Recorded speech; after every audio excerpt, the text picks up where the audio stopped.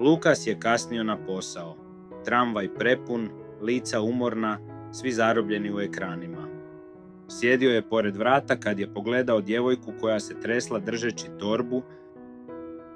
Izgledala je izgubljeno, kao da je svijet pretežak za nju.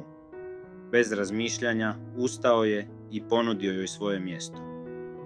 Sjela je tiho, ali onda osmijeh. Mali, nesiguran osmijeh koji je promijenio sve. Starija žena pored nje se nasmijala, mladić preko puta podigao pogled. Tramvaj je bio isti, ali atmosfera više nije.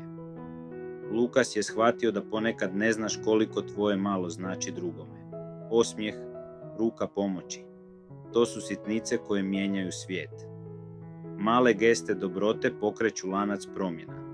Nikad ne znaš kome tvoj osmijeh ili pažnja može spasiti dan. Počni i ti, budi razlog za nečiji osmijeh već danas.